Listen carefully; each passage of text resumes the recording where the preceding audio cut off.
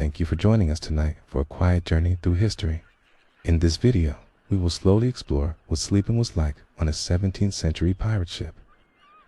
There are no battles or treasure maps here, just the slow rhythm of hammocks, creaking wood, and the sound of the sea. If you enjoy calm and soothing history videos like this one, please tap the like button. And if you would like to join us again for more boring history to help you fall asleep, you are welcome to subscribe to the channel. Would also love to know where you are listening from. What country are you in, and what time is it right now? Let us know in the comments below. It is always wonderful to see how many of us are falling asleep together around the world. Now please, get comfortable. Let your arms and legs rest gently. Close your eyes if you like, and let your breathing slow down. Tonight's story begins now. It is called What Sleeping Was Like on a 17th Century Pirate Ship. There's a certain slow rhythm to life at sea that seems to stretch time itself, as if the waves that carried the ship also carried the hours, the minutes, and the seconds in their endless swaying motion, blurring the boundaries between day and night, between waking and sleeping, between labor and the small moments of stolen rest that make up the lives of those who call the ocean their home. And so, before we step softly into the sleeping spaces of the pirates who sailed these ships in the 17th century, let us first pause and take a quiet breath with them, standing still as the wind catches the sails and the rigging creaks faintly overhead, as the scent of brine and tar and stale biscuits weaves its way through the wooden beams. For this is no Royal Navy vessel, polished and prim, nor is it a merchant ship laden with silks and spices and the comforts of well-funded trade. This is a pirate ship, a floating refuge and a workplace, a den of rogues and wanderers and outcasts, where discipline may be loose, but the dangers are very real, and where sleep, when it comes, is less a retreat into comfort and more a temporary surrender to exhaustion, taken where it can be found in the crevices of the ship's narrow, groaning belly, or beneath a thin, woolen blanket tossed over a coil of ropes or a cannonball rack, or perhaps nothing at all. It's the rough boards and the salt damp air and the comforting knowledge that for now, just for this moment, no enemy ship is in sight. No storm looms on the horizon, and no voice calls out from the crow's nest in panic. So in this gentle lull, we began, looking first not into the crew's quarters, but at the vessel itself, imagining it at anchor in a quiet bay, or drifting slowly on calm waters beneath a pale moon, with its weathered sails slack and its flag the infamous black banner, with its skull or crossed swords or hourglass folded, back in a breeze too gentle to lift it, and its hull dark against the glimmer of the sea. For pirate ships were often smaller than the naval galleons they preyed upon, faster, more agile, and built for quick raids and quicker retreats. And though they bore the scars of many battles, scraped planks, patched sails, scorched gunwales, they were carefully tended by the men who depended on them. For in truth, the ship was their lifeblood, their only constant in a world of shifting tides and hostile ports and the unpredictable generosity of the wind. And life aboard such a ship was a strange mixture of strict routine and sudden chaos, with daily tasks performed methodically, the scraping of barnacles from the hull, the coiling of ropes, the repair of sails, until, without warning, a shout would rise, a sail would be sighted,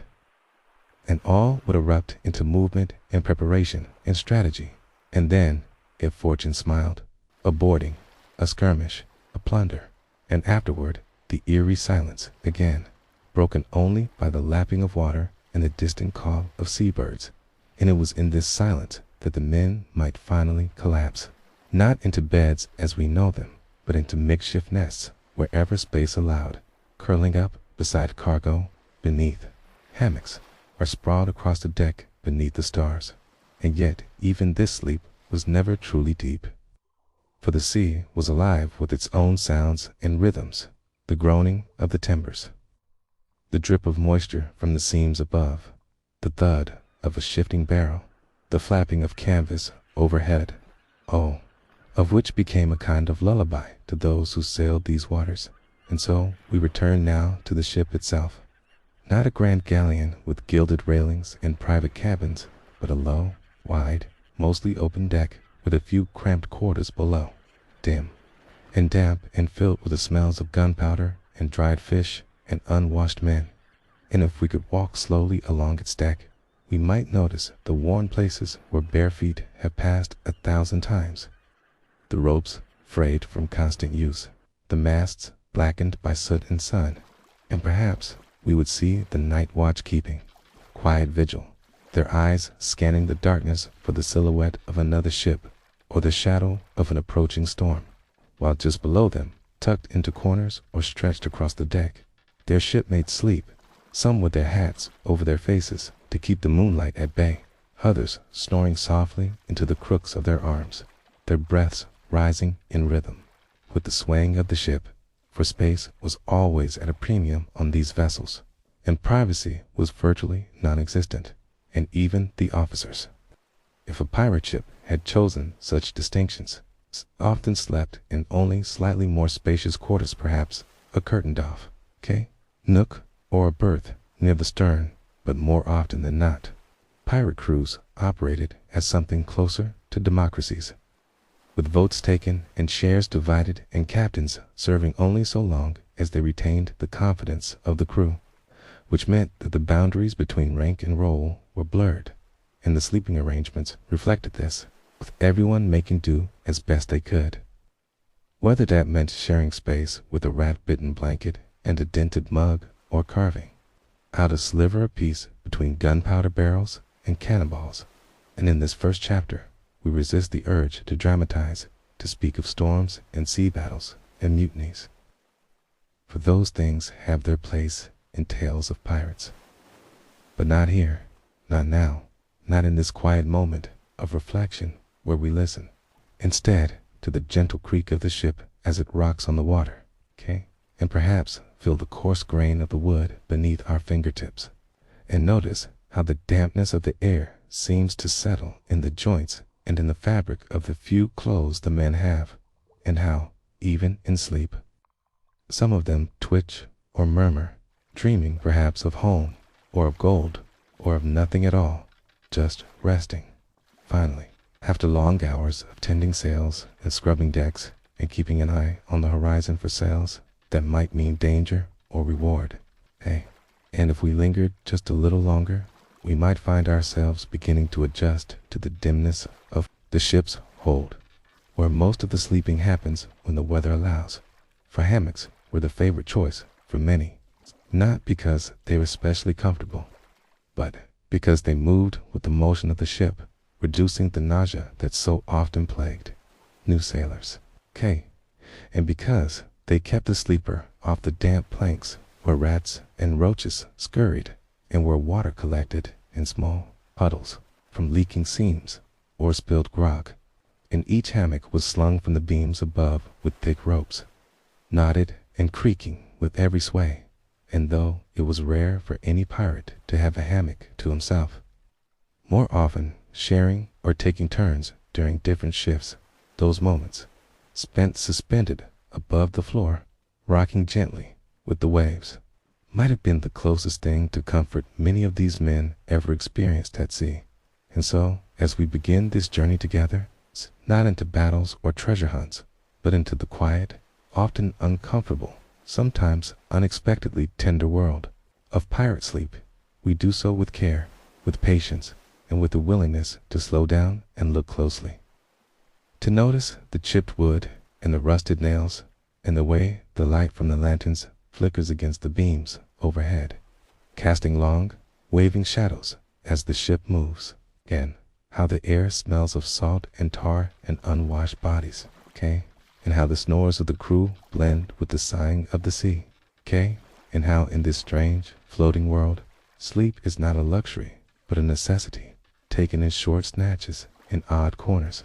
in hammocks and on crates, and sometimes curled against the side of a cannon with a coat for a pillow. And yet, despite the hardship, despite the damp and the noise and the discomfort, there is something deeply human about this, something familiar, Even, for who among us has not longed simply to rest at the end of a long day, to close our eyes and let the world fade away for a little while, and in that small, shared truth, we find the beating heart of this story not in the adventures or the legends or the gold doubloons, but in the quiet breath of a man asleep on the open deck beneath the stars, with the sound of the sea in his ears and the creak of the rigging above. And so, with that image in mind, we drift gently onward, ready to explore more deeply what it meant to sleep on a 17th century pirate ship, where rest was rare, comfort rarer still, but sleep, in all its strange forms, remained essential, inescapable, and quietly enduring amid the chaos of life at sea. As we move now from the gentle introduction to the ship itself into the more tangible and physical experience of where and how pirates actually slept aboard their vessels in the 17th century, it becomes clear that sleep aboard a pirate ship was a matter less of comfort and more of practicality, necessity, and adaptation to the ever-changing environment of life at sea. For the conditions were rarely ideal, and yet human beings, even the most hardened seafarers, must sleep eventually. And so sleep was carved out of whatever space could be found, claimed, or fashioned aboard a ship designed for speed, combat, and the storage of plunder, not for domestic comfort or personal privacy. And so we begin with the most familiar and perhaps most misunderstood of these arrangements, the hammock, not a luxury, as it might seem to our modern ears, but a tool of both survival and space efficiency, strung between wooden beams in the lower deck, or the hold, suspended above the damp and often filthy planks of the floor, and gently rocking in rhythm with the swaying of the sea. For hammocks were not only practical for conserving space, could be rolled up during the day to make room for movement and work, but they also provided a measure of relief from the motion of the ship, for the way they hung freely meant they moved with the vessel's motion rather than resisting it, which helped to reduce seasickness in many, especially those new to life at sea. And while not every pirate was fortunate enough to secure a hammock,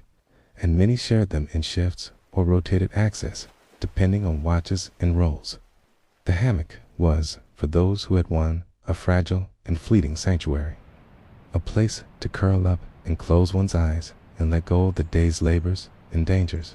if only for an hour or two at a time. And these hammocks were not the sturdy,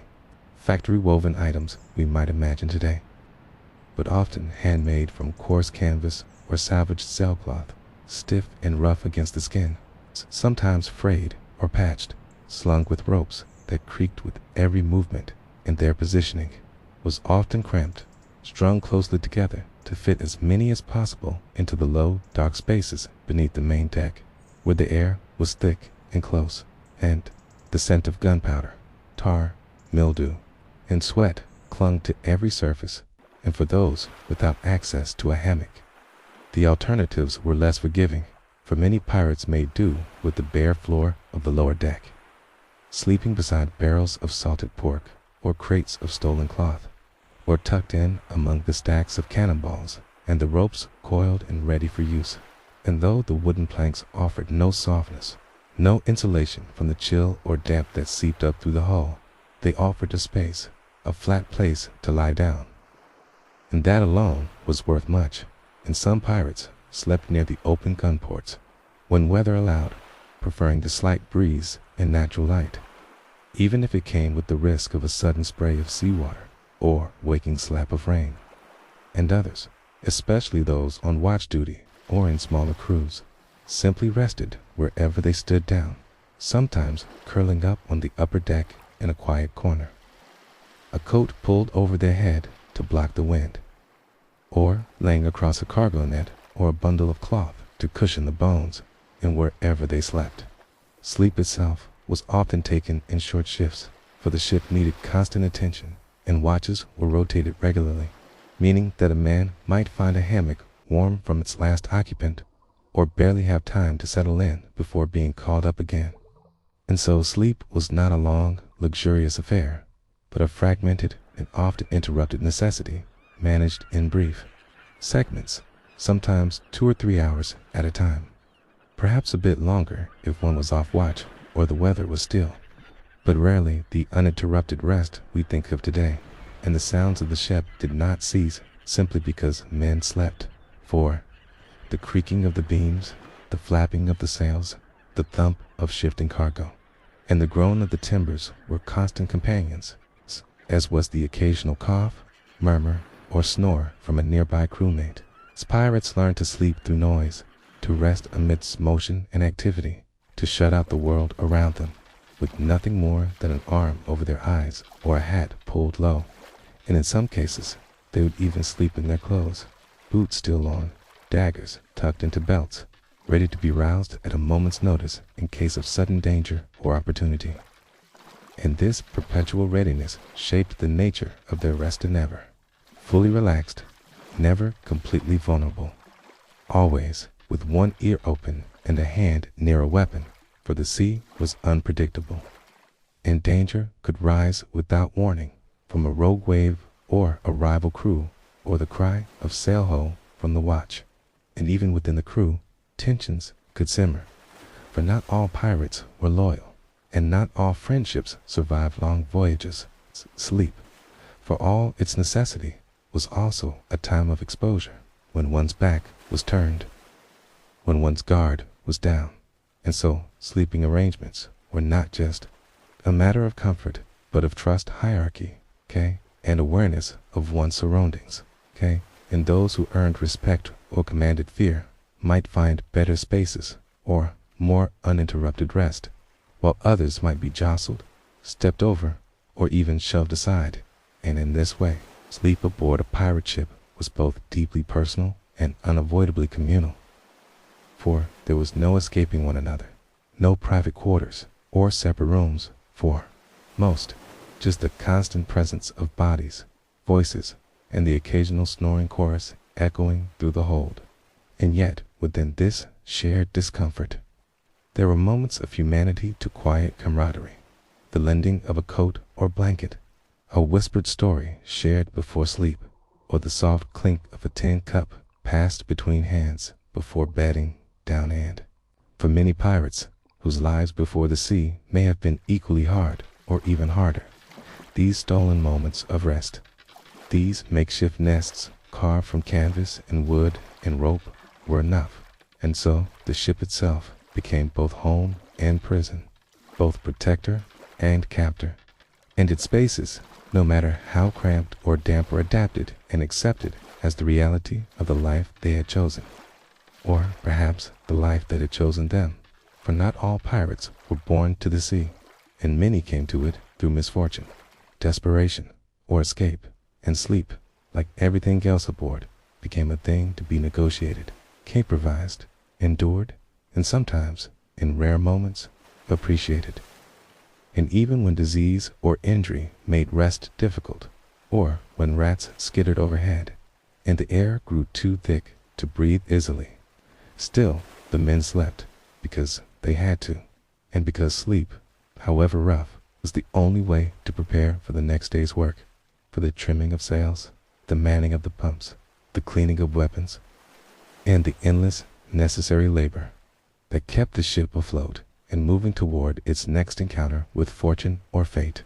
And if we imagine now standing quietly in the hold of such a ship, just after the last lantern has been dimmed and the last cup of grog drained, we might see the shapes of men outlined in the faintest glow of moonlight filtering through the seams, some suspended in hammocks, others curled on the floor, a few shifting restlessly, adjusting their limbs to avoid a knot in the plank or the edge of a barrel, and all of them breathing slowly, in rhythm with the sea. Their dreams, if they came at all, filled perhaps with memories of land, of port towns and taverns and beds with pillows and sheets, or maybe just with the sound of the waves, echoing into the spaces between consciousness and sleep. And it is here, in this quiet dark, that we begin to understand that pirate sleep was not one thing, but many a reflection of the sea itself, changeable, rough, sometimes cruel, occasionally gentle, but always essential, always present. always waiting at the end of a long watch or a stormy crossing or a night spent manning the guns. And so we honored these sleeping men, not for the myths they inspired, but for the reality they endured: the rough boards, the fraying hammocks, the damp clothes, and the endless noise, and the quiet strength required to close one's eyes and let go of the day, even for a little while, in a world that offered little peace. And so we drift onward now, a bit deeper into the patterns and rituals of pirate rest, ready to explore how they slept during storms, during battles, during days of plenty and days of scarcity. We always returning to this central truth that even among thieves and raiders, even among the salt and sweat and smoke, the need to rest, to dream, to sleep, endured just as it does for us all. When one lives upon the sea, even for a day, it becomes impossible to ignore that weather is not simply a background condition or a passing inconvenience, but rather a constant companion, a presence that wraps itself into every task, every movement, and every attempt to rest. And for the men who sailed aboard 17th century pirate ships, sleep was never just about finding a space to lie down or a moment to close one's eyes. It was about learning to surrender to the elements without ever fully escaping them, to drift into slumber knowing that the wind might shift, the waves might rise, and the storm might break without warning, turning a calm night into a maelstrom of noise, motion, and urgent voices on the deck above. And so, sleep on these ships was shaped as much by the sky and the sea as it was by the shape of the hull or the softness of the hammock. And we begin this slow chapter by stepping into the rhythm of the sea itself, letting our breath match the swell and fall of the waves, just as the pirates would have done, lying awake in their hammocks or on the creaking deck, eyes closed, but minds half alert to the changes in air pressure, the scent of rain on the breeze, the distant rumble of thunder beyond the horizon. Because the weather could turn quickly, and there were few true shelters aboard these ships, no inner rooms lined with thick walls or insulated against the cold, no sealed windows to block the rain or sun. And so when it rained, the pirates got wet, and when it was cold, they shivered, and when the tropical sun beat down from a cloudless sky, they sweated through their woolen shirts and scratched at sunburned skin. And through it all, they still had to sleep. And so they learned to sleep through discomfort, to adapt their bodies to the moods of the sea, and to rest, not when it was convenient, but when it was possible. And when the storms came in, they brought not only noise and motion, but a full upheaval of every effort toward rest. For a storm at sea was not just a spectacle of nature, but an event that demanded the attention of every able-bodied man aboard, with sails to reef, ropes to tie down, barrels to secure, and buckets to man as water poured into the hold faster than it could be bailed out. And in these moments, there was no sleep to be had, not even the briefest nap or a moment with eyes closed, and those who had just lain down might be roused with shouts and ordered back into the wind and rain, climbing masts slick with seawater or leaning over the side to cut tangled lines, a piece stung by salt spray and wind so fierce it burned. And only after the storm had passed, if the ship had survived intact, would there be a chance to rest. And even then, it was a battered, bone-tired kind of sleep, taken in wet clothes, on a deck still slick with rain and seawater, with sails flapping above and the occasional boom of thunder lingering in the distance, like a memory of danger not yet fully past. And in those moments, sleep could feel less like a comfort and more like a collapse, a surrender of strength after hours of fighting nature's fury. And yet, there was also the opposite extreme: the days or nights when the sea was so still, so utterly calm that it seemed to hold its breath, and the sails hung limp from the masts, and the heat clung to every surface like a second skin. And the air below deck grew thick with the breath of too many men and the rot of damp wood and the slow spoilage of food in barrels not meant to last forever. And in that heavy stillness, sleep became a challenge of a different sort. For though the sea did not toss or roar, the discomfort settled in a different way, pressing down on the body like a weight, soaking the skin in sweat, making every hammock feel suffocating and every breath feel labored. And the men would lie fanned out across the deck or propped against barrels in the shade, their shirts open, hair plastered to their foreheads, and even in sleep, their brows were furrowed with the effort of enduring the heat, of finding a position where the wood beneath them was not scalding from the sun, or the fabric of their bedding was not damp with their own perspiration. And below deck, the heat was worse still. A pocket of stale air where the hammocks swayed slowly, but brought no relief. But many chose to sleep topside if they could, braving the insects, the exposure, and the occasional wave spray for the chance of a breeze, no matter how faint. And on these days, sleep was fitful light, broken by frequent waking and repositioning, by thirst and the sting of salt on cracked lips. And yet somehow they endured, because they had to, because the body demands rest, even when the conditions are hostile to it. And so sleep came in fragments, in short stretches of time when the mind could drift away from the heat or the damp or the sting of wind.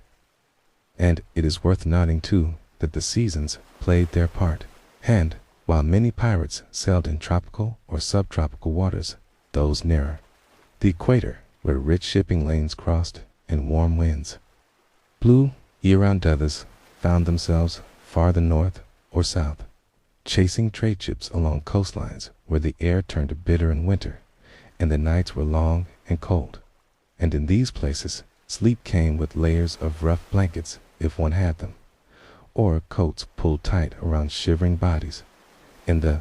cold worked its way into the bones through the planks of the ship, numbing fingers and stiffening joints, and made even the thought of waking painful. And still the men slept, huddled close for warmth when necessary, their breath fogging in the dark as the ship creaked beneath a sky that held no mercy. And even in fair weather, the sea could shift moods suddenly, and the pirate crew became experts at reading the signs, the shift in the clouds, the taste of the air, the sudden silence before a squall, in this constant state of readiness. Even sleep itself took on a different shape, becoming light, wary, instinctive, so that a man might rise at the faintest tilt of the deck or the soft sound of sails catching a new wind. And then there were the nights when rain fell not in sheets but in a gentle, steady mist,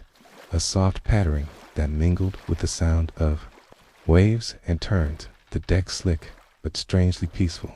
And on such nights, when no enemies were in sight and the sea held its temper,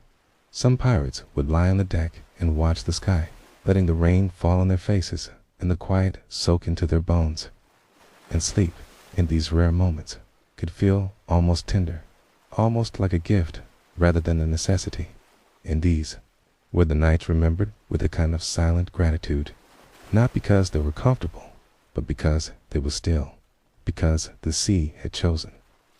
for a time, not to rage or boil or tear at the ship's edges. And in these moments of stillness, with the stars faint behind a veil of cloud, and the only sound the hush of water and the occasional creak of wood, a pirate could close his eyes and rest more deeply than usual.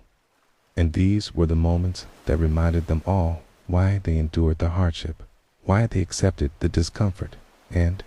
the risk, because for all its fury, the sea also offered peace, if only in short glimmers. And these glimmers, these moments of rest between the storms, sustained them,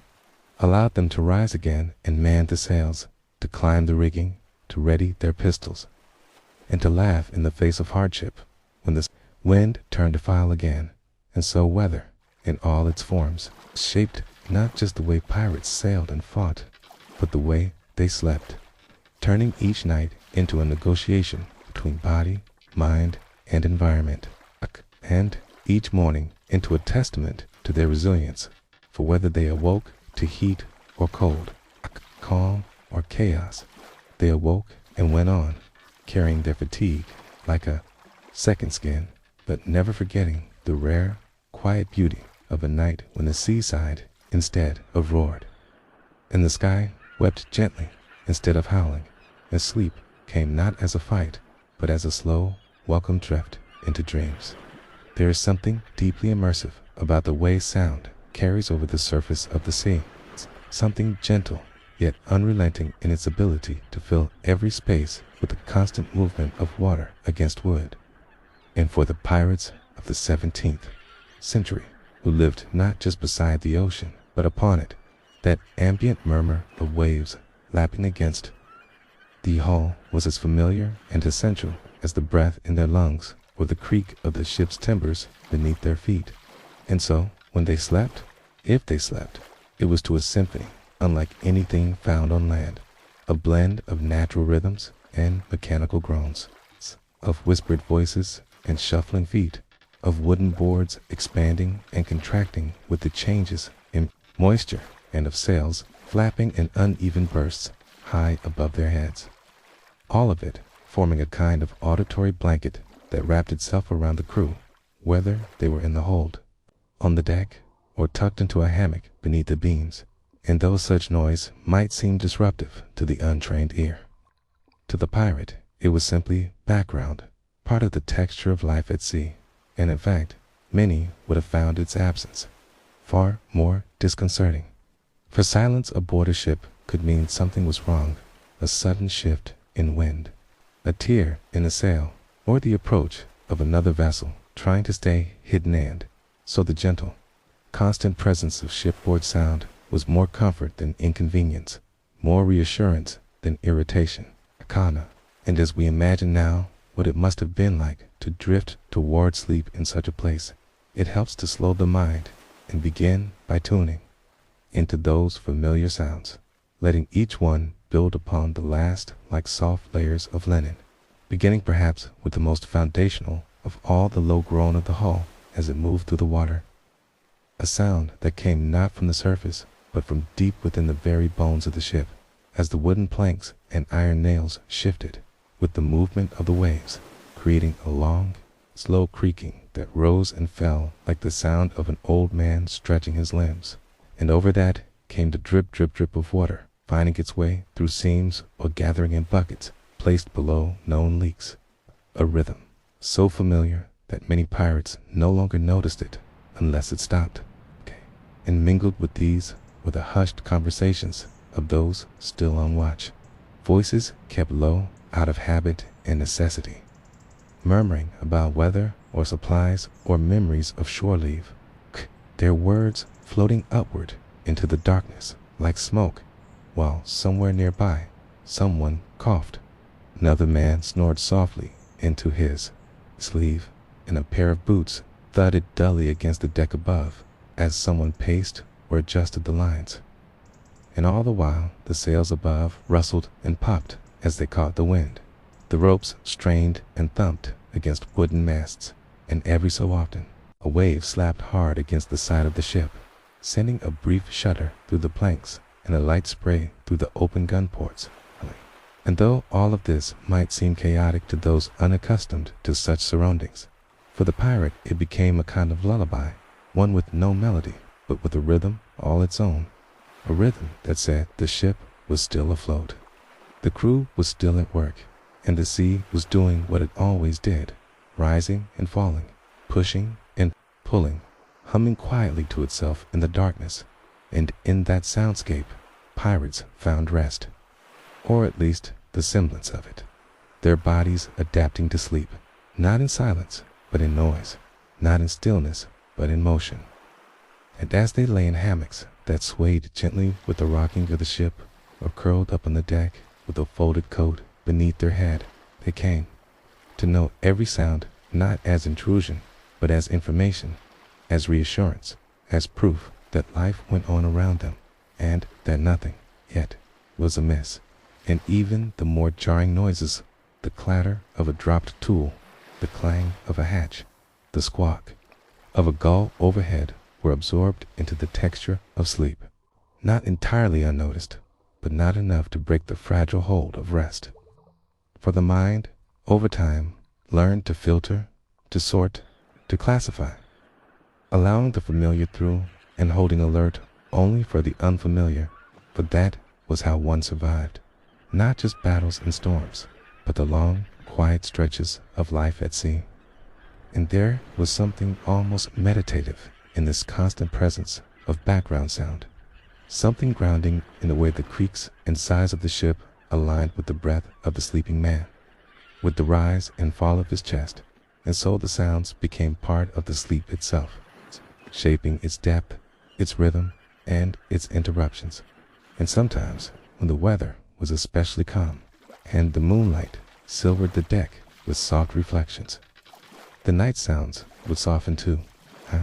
Then it might be only the quiet slap of water against the hull, the flutter of a lazy sail, and the occasional shift of a man in his hammock. And in those moments, sleep could come more easily,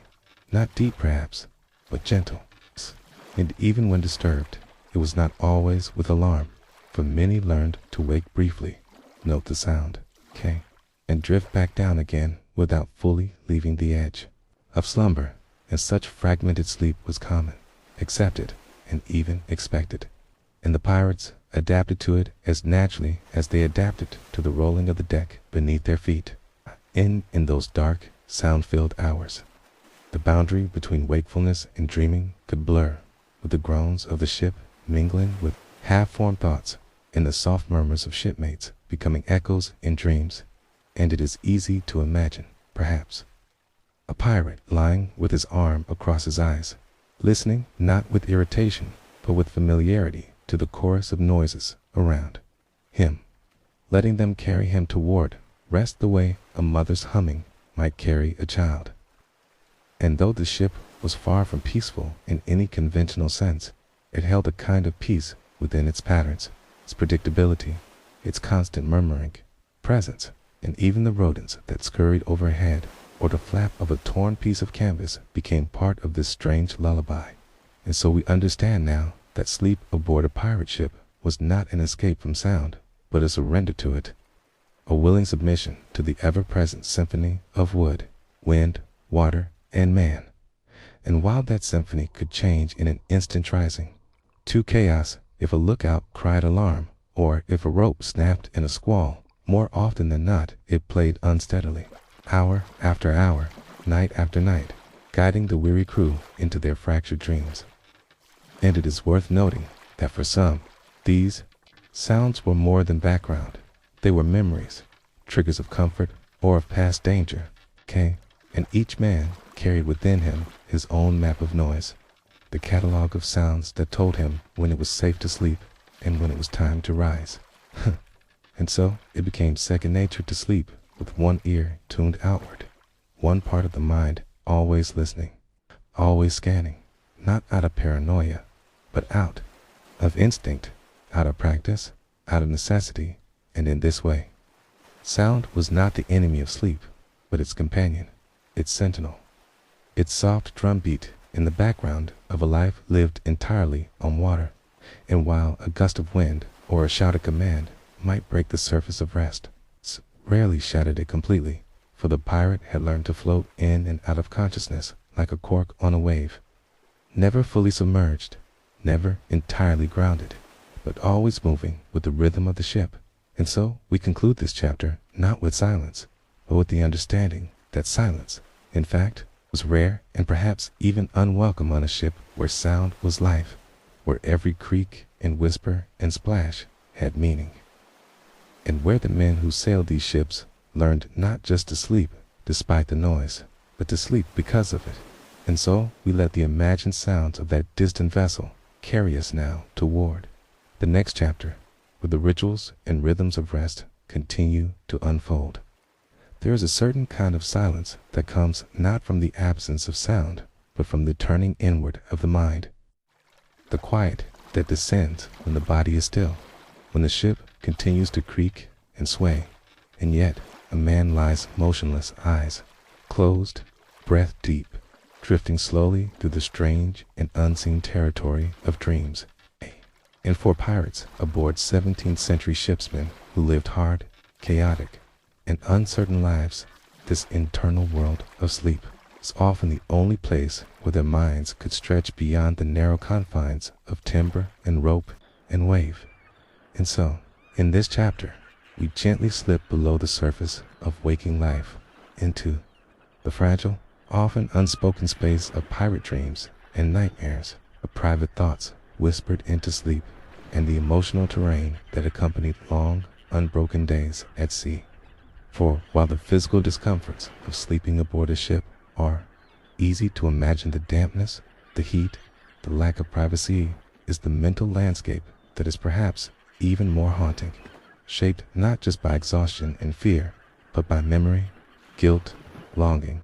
and the kind of slow psychological unraveling that can come with months at sea, where the sky and the water become the same color and the days lose their names, blending into a steady rhythm of tasks and tedium. And in this environment, when the pirate closed his eyes, he did not simply fall asleep,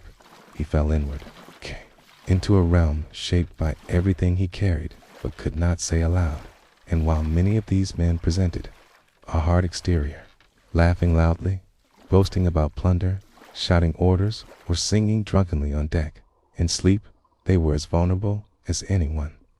Stripped of their masks, alone with whatever ghosts lingered behind their closed eyelids. And so we might imagine, if we allow ourselves to picture it, a man curled in a hammock in the lower deck, arms crossed tightly over his chest, mouth slightly open, brow furrowed in dreaming,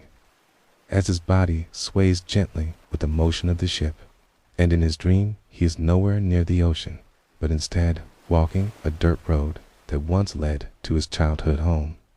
Or perhaps he stands again at the edge of a village he once fled, or returns to the face of someone lost, a brother, a friend, a child left behind. Or maybe his dreams are simpler, shaped by longing rather than memory, dreams of bread fresh from the oven, of clean linen sheets,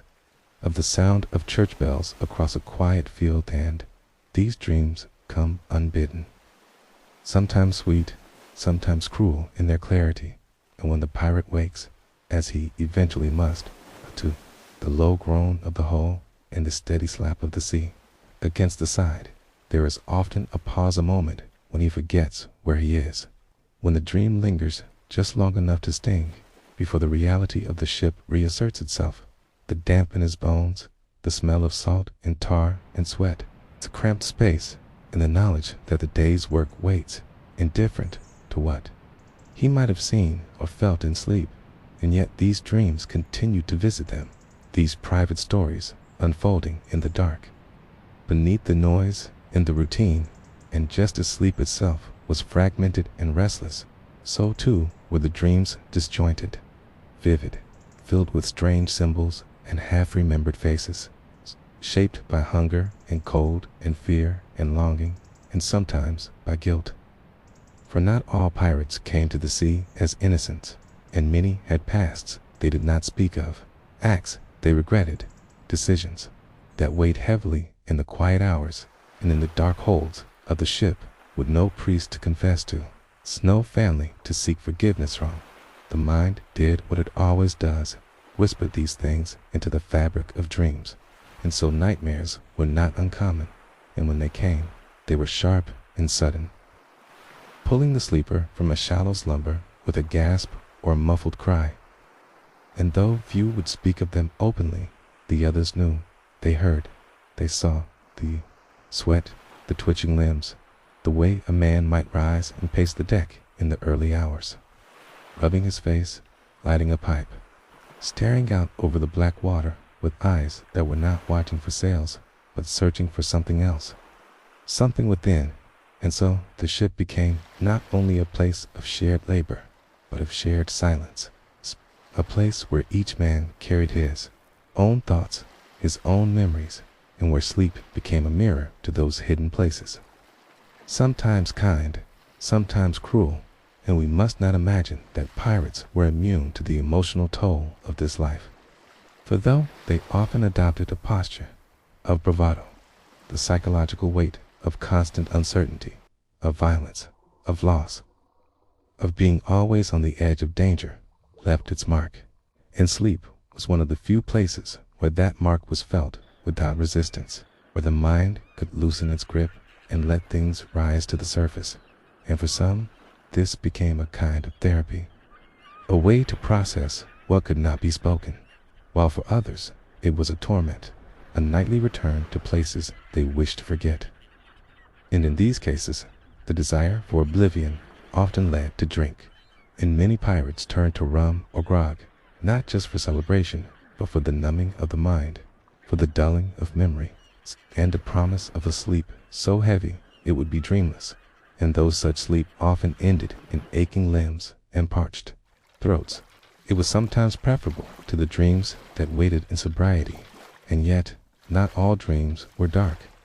and not all men feared what came to them in sleep, for there were moments, even among pirates, of tenderness and hope, of remembered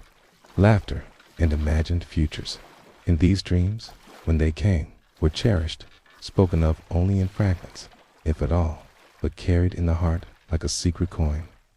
And perhaps it was these rare dreams, these glimpses of something more than survival, that allowed them to endure, to keep sailing, to keep rising each morning and hauling lines and cleaning weapons and manning their stations. Because even in the harshest conditions, the human mind finds ways to imagine softness, to recall warmth, to conjure something worth holding on to. And in this way, dreams aboard a pirate ship were not just symptoms of sleep, but acts of resistance, small rebellions against the endless salt and sun and fear, reminders that within each man was still a thread of longing, of memory, of story, in these inner worlds, so often invisible in waking life, shaped the way they lived and worked and fought. For no man is only what he appears to be on deck, and the pirate, though hardened by sea and sword, carried within him a whole constellation of experiences. And sleep was the quiet sky where those stars could flicker to life. And so we come to understand that the psychology of sleep aboard these ships was not simple, not uniform, but layered, shaped by individual histories, by collective hardship, by the unique pressures of life at sea, and by the universal need for rest, for escape, for understanding. And in the end, though the world around them was made of splintered wood and endless water, the world within them remained vast, and sleep, with all its strange and shifting shapes, became the doorway to that inner space, sometimes feared, sometimes welcomed, but always present, as constant as the tide. Among the many layered hierarchies aboard a pirate ship, I think there existed a subtle but unmistakable distinction between those who followed orders and the few who gave them. And while the spirit of democracy and shared loot is often romanticized in tales of piracy, would some truth be found in the voting of captains and the division of spoils, the reality of life at sea was that leadership carried not just authority and responsibility, but certain privileges, and one of the quietest yet most meaningful of these was found in the realm of sleep. For, while the common sailor were pressed, man might find himself slung in a damp canvas hammock mere inches from the next snoring body, or curled on the hard planks of the hold surrounded by crates and cannonballs and the restless breath of others. The captain and a select few officers often had quarters of their own, modest by any landweller's standards, yet distinct enough to matter greatly in a world where privacy was nearly non-existent and space was the most precious currency of all. And so, in this chapter, we step softly across the creaking deck toward the aft of the vessel, where beneath the high stern rail and behind a reinforced wooden door, one would often find the captain's cabin, not always grand, not always sealed against the elements, but unquestionably a world apart from the crowded lower decks. And within this cabin, which often doubled as an office, a chart room, and a private meeting space, the captain might have something approaching a bedknot, a feather mattress, or an ornate four-poster, but a wooden frame built into the wall or floor, sometimes lined with a straw-filled ticking mattress or a thick canvas sheet layered with woolen blankets, cloaks, or whatever comforts could be scavenged from captured ships or brought aboard at port. And while it might seem to us little more than a cot in a cupboard. To the men of the crew, it was a luxury beyond reach, for it offered something more than mere softness. It offered quiet. It offered the chance to fall asleep without someone else's elbow pressing into your ribs, or the weight of 20 bodies breathing in the same sour air. And that solitude, while prized, came at a cost. For with rank came the burden of command, and sleep for a captain was often shallower, more easily broken, haunted not only by dreams of the past, but by the constant vigilance required of leadership. The knowledge that any sound on deck might signal danger, any change in the wind might call for immediate decisions. So, even within the rare privacy of a cabin, the captain often slept lightly, ears attuned to the voices outside the door, eyes quick to open at the shifting of shadows or the clink of glass against wood. And in that small space, he might keep a pistol within reach, a cutlass near the foot of the bed, his boots tucked where they could be slipped on at a moment's notice. For though the walls gave him separation, they did not grant immunity from the ever-present dangers of life aboard a pirate vessel, and the cabin itself reflected this duality of privilege and pressure, rolled and pinned across a table lit by lantern light, ink bottles and navigation instruments jostling with the motion of the sea, perhaps a single trunk of personal possessions, letters from past lives, trinkets from port cities,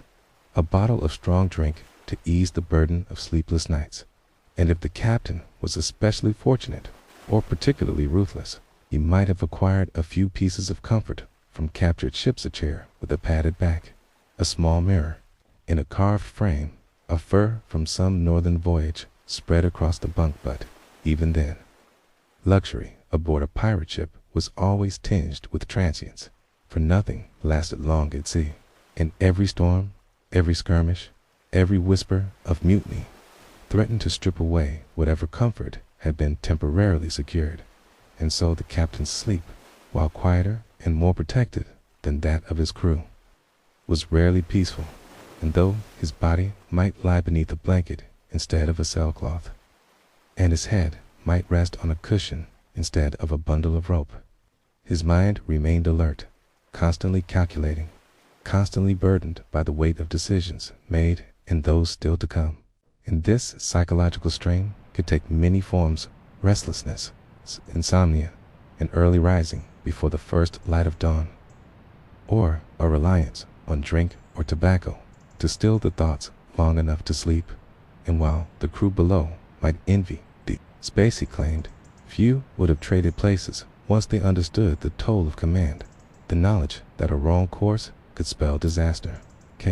that favoritism could spark division, that a single failure could lose the loyalty of men who answered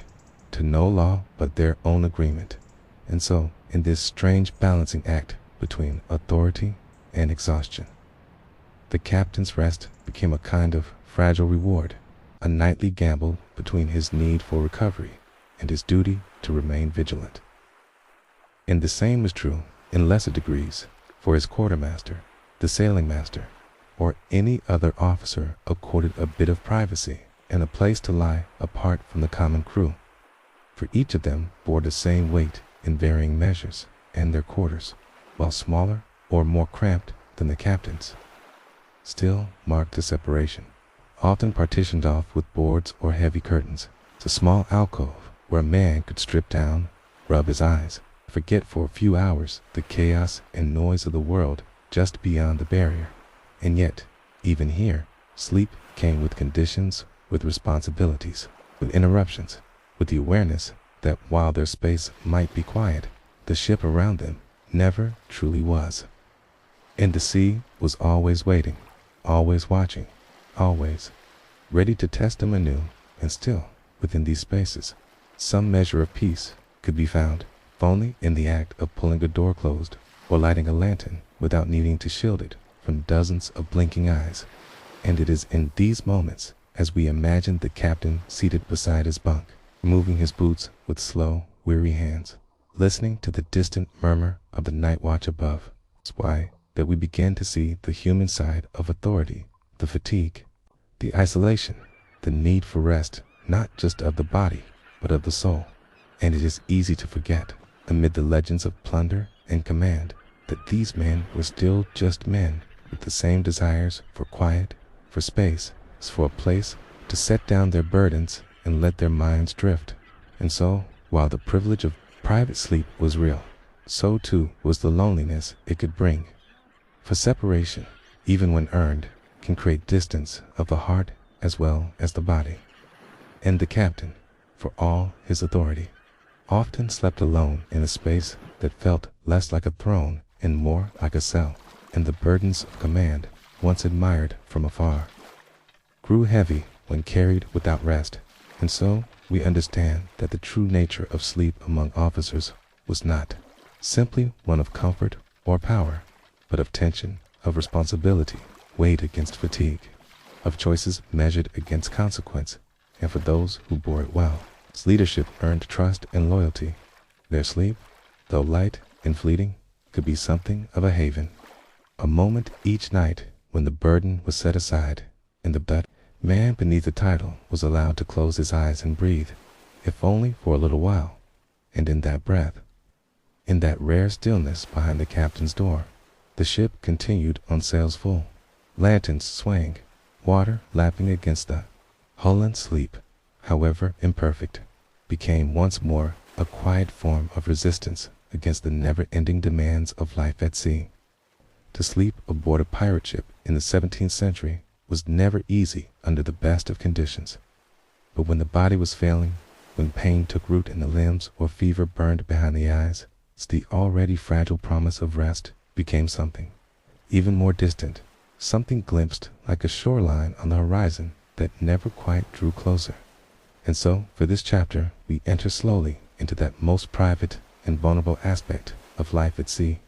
the sleep of the sick, the wounded, and the worn down. Those whose days were marked not by the rhythm of sails and watches, but by the quiet,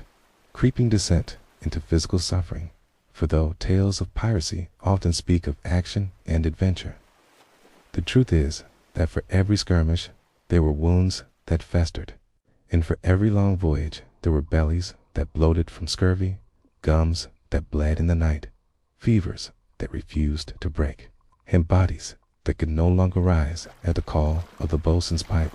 And in those moments, sleep was not a restoration, but a battleground, a place where the mind struggled to find stillness while the body twisted against itself, and where the creaks of the ship and the groans of the sea became indistinguishable from the aching of bones and the shivering of fever dreams. And we must remember that medical care aboard such ships was rudimentary at best and cruel at worst, with no trained physicians, few herbs, no anesthetics beyond strong liquor, and no understanding of infection. So a cut that ran deep or a tooth that ached too long could become a sentence of lingering pain. And yet, in these conditions, men still tried to sleep, still sought out corners of quiet, makeshift pallets of cloth and rope, nestled near the warmth of others, or pushed back from the main passageways where footsteps might not jostle their fragile rest. And the crew, hardened though they were, learned to ignore or quietly accommodate the coughs and groans of their fellows, stepping softly past those wrapped in cloaks or shivering under sailcloth, not always out of compassion, but out of the unspoken understanding that illness came for them all in time. And in the close quarters of a ship, where the air was shared, and the water barrels dipped into by many hands, disease moved as swiftly as rumor. And the result was that even those who were not yet sick felt the looming presence of it, the awareness that one day their turn would come. And perhaps that is why they watched their ailing mates with such silence, not indifference, but a kind of grim respect, knowing they too might one day be the one lying with closed eyes, hoping that sleep might bring some reprieve from the aching behind the eyes, the burning in the throat, the dull throb of a splintered bone not yet healed. And when sleep came to the sick, it came not as it did to the healthy, not as a slow drifting, but as a collapse, a falling inward, brought on by sheer exhaustion, the body finally shutting down for a time because it could endure no more, and often that sleep was shallow, interrupted by pain or dreams that blurred with reality, hallucinations born of fever and dehydration, voices heard that were not spoken, the rocking of the ship exaggerating the disorientation, the darkness pressing in like a second skin, and in those moments, the pirate who lay sick or injured became a stranger to himself, unable to rise, unable to speak clearly, drifting in and out of consciousness while the world of the ship carried on just beyond the thin veil of awareness. And for some, this period passed, and they emerged pale but alive, blinking at the sunlight and returning slowly to their duties, while others slipped further into decline, their sleep growing longer, their breath more labored, till one day they simply did not wake, and their hammock was cut down, their body wrapped and weighted, and with a few murmured words and perhaps a whispered prayer, they were lowered into the sea, and the ship moved on, its rhythm unchanged. The loss folded quietly into the fabric of daily life, and yet, even for the wounded who did not die, rest was elusive, and many bore the scars of battle not only on their skin, but in their nerves, and the way pain radiated through the body long after the wound had scabbed, in the way sleep was interrupted night after night by the dull echo of old injuries, untreated fractures, and torn muscles. And so, a man might lie down with the hope of sleep, only to find himself lying awake, shifting from side to side, trying to find a position where his shoulder did not throb or his back did not scream. And in the darkness, he might grit his teeth and breathe slow and deep, using whatever quiet rituals he could muster to coax the pain into submission. And sometimes this worked, and sometimes it didn't. And in those moments, he joined the long lineage of sailors who had lain awake beneath creaking beams and wondered whether sleep would ever come. And though some relief might be found in strong drink, in crude poultices, or in the shared heat of other bodies, the truth remained that sleep was a fragile visitor to the injured, and its visit often too brief, too shallow to restore what had been taken. And for those suffering from sickness rather than injury, those hollowed by malnutrition, those with scurvy, swelling gums, and aching joints, the discomfort was not sharp but constant, a dull, persistent erosion of strength that left the body too tired to sit up and yet too uncomfortable to rest. And so, sleep became a series of short descents and painful awakenings, punctuated by vomiting or shaking, or the burning need to drink from barrels already fouled. And in those dark hours, the only comfort might be the gentle rocking of the ship, the low murmurs of crewmates who had not yet succumbed, or the small acts of kindness from those who paused to place a cloth on a forehead or adjust a blanket, without speaking. And while the pirate ship was no hospital, and its crew no healers, there was still humanity aboard, expressed not through grand gestures, but through the simple, shared knowledge that they were all vulnerable, and that even the strongest man might one day be brought low by an unseen illness or a wound gone wrong. And in that understanding, kind of quiet brotherhood formed, unspoken but felt in the way hammocks were offered, in the way boots stepped lightly past those who slept in pain, and perhaps in the way that stories softened in tone when told within earshot of the sick, a small grace extended to those hovering at the edge of wakefulness. And when the sea was kind, and the air was cool, and the ship's rhythm steady, even the suffering could sometimes find a moment of peace, a brief window of sleep in which the pain dulled and the dreams turned gentle. And though that peace was rare, it was remembered, treasured, spoken of in low voices after recovery, or written in the margins of a journal if one could write. And so we see that sleep aboard a pirate ship was not just a biological need, but a daily negotiation between body and environment, between suffering and strength. And for the sick, the wounded, and the slowly dying, it was both a refuge and a torment, a place to escape the worst of pain or to feel it more vividly than ever. And yet they sought it still, night after night, because even in the face of agony, the body yearns for rest and the mind seeks that quiet inward turning that only sleep can bring. And so, in their hammocks and corners and curled up shapes on the floor, they lay wrapped in their pain and in the hope that the next breath would be easier, the next dream more kind, the next night a little less long. There were nights aboard a 17th-century pirate ship when sleep did not come gently. Nights when it arrived in brief, fractured pieces rather than in long, undisturbed stretches. And in this chapter, we sail into those moments when the waters were not simply vast and unknowable, but dangerous and thick with tension. When a ship's position brought her too close to patrolling navies, fortified harbors, or rival pirate crews with scores to settle, and when the very air seemed to vibrate with the weight of anticipation. The kind that settled into men's bones and made true rest feel not just impossible, but unwise. And though the sea itself remained the same rocking, breathing, groaning beneath the hull, the minds of those aboard became more alert, more guarded, more sharply aware of every sound, every creak, every distant splash in the water. And in such conditions, the rituals of sleep changed shape, became something more cautious, more calculated, and even in darkness,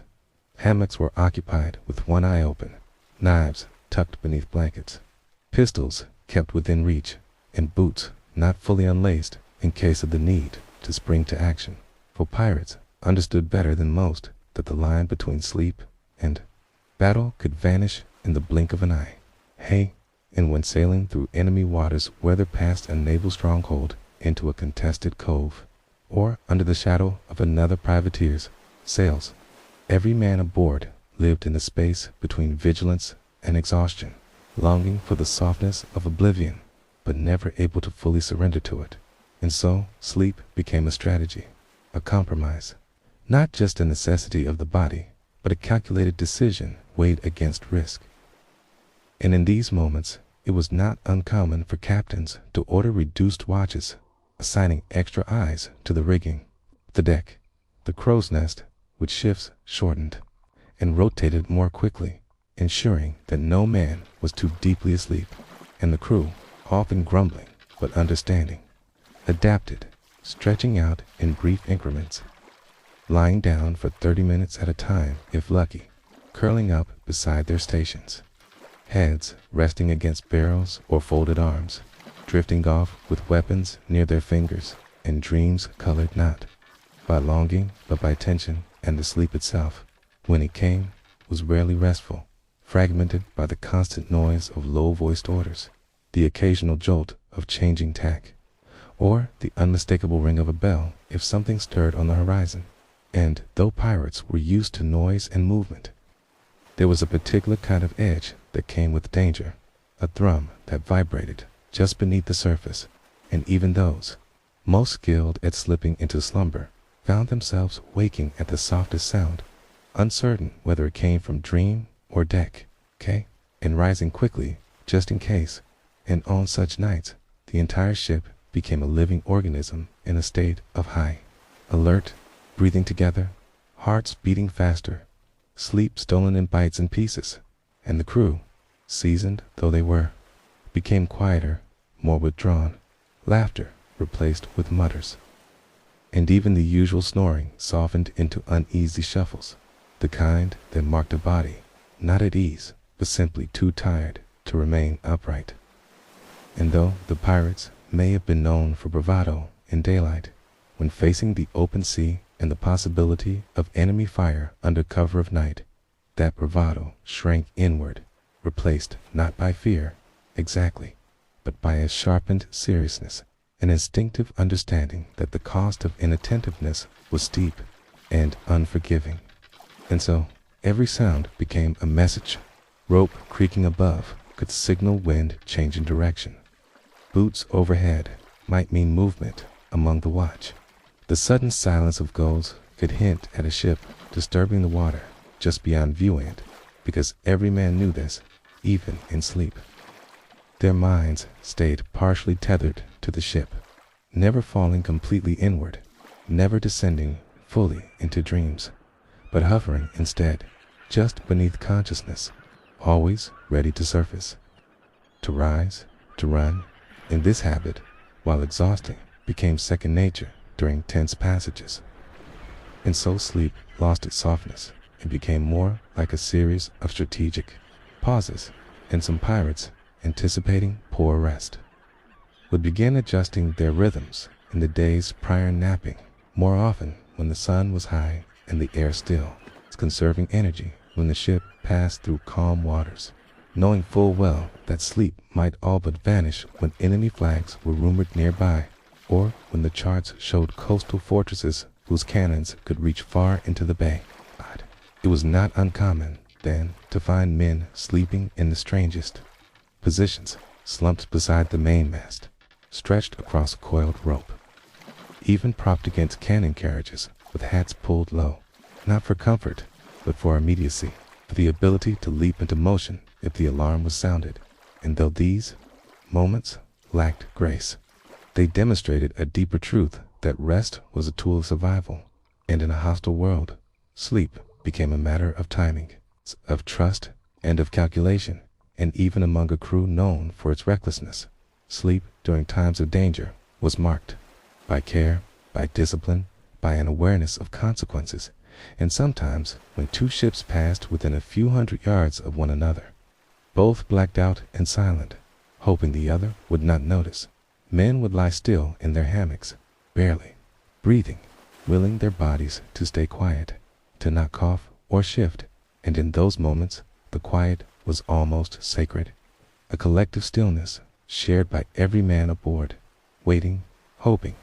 listening for the creak of unfamiliar wood, for the splash of oars, for the telltale sounds that might mean pursuit. And when such moments passed without conflict, sleep returned, gradually, cautiously, and even then it bore the tension of what might come next. In this constant cycling of heightened awareness and partial rest wore on the crew in ways that were not always visible, grinding down their stamina over weeks and months. And yet they adapted, because they had to, because the sea offered no alternative, and because in their world, to be caught unready was to risk death. And over time, the body learned to cope, to function on 3 hours here and a nap there, to find moments of rest in a swaying hammock, while the brain continued to listen. And perhaps this is why pirate crews were often so attuned to one another, because in the absence of full sleep, they learned to rely on the rhythm of others, on knowing who snored and who didn't, who muttered in their sleep and who stirred at the faintest noise. And this knowledge allowed them to navigate not just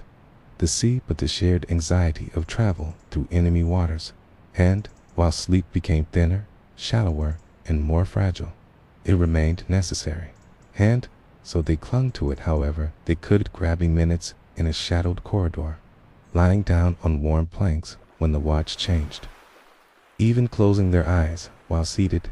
hands on knees, heads bowed like monks, breathing in the salt and hoping that nothing would disturb the next few moments. And when the danger finally passed, when the last cannon tower slipped beyond the horizon,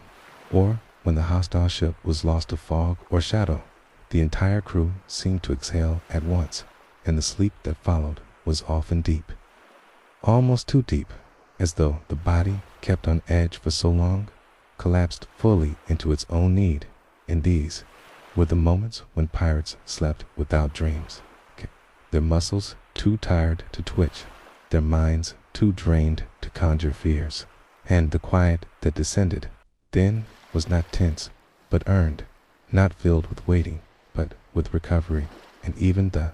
ship itself seemed to shift, creaks less sharp, sails more relaxed, footsteps less urgent, and for a few hours, or a day if they were lucky, sleep returned to something more human, more whole, till the next threat appeared and the cycle began again. And so we understand that for pirates, rest was not a luxury, but a strategy. And sleep during danger was not absence, but presence sharpened, a half-lit form of rest that walked hand in hand with awareness, always listening, always ready, and always, always temporary. There were few constants aboard a pirate ship, but of the things that could be counted on. The weather remained one of the most unpredictable and controlling forces in the daily lives of the crew, dictating not only the course of the voyage and the success of their hunts, but also the way they ate, moved, worked, and most of all, how they slept, for the sea, in all its vastness, never held still, and the sky above it changed with moods as volatile and ungovernable as any captain's temper. And so, in this chapter, we turn our attention upward and outward to the invisible and inescapable hand of the climate itself, okay? In the many ways it shaped the rhythms of rest. Because aboard a 17th century pirate ship, to sleep was never simply a matter of finding the time or space to do so, but also of yielding to or resisting against the elements that surrounded them. And so, on calm nights, when the sea lay quiet and the wind moved gently through the sails like a whisper across canvas, sleep could come easily, or at least more willingly, helped along by the slow rocking of the hull and the cool air drifting through open hatches. And in those moments, a pirate might feel briefly at peace, swaying in his hammock with a feeling that the world had softened its edges, and that the sky above, even if hidden behind timber and cloth, was serene, offering not safety, but at least a kind of truce. And yet such nights were rare, and more often the weather turned the very act of sleeping into a test of endurance.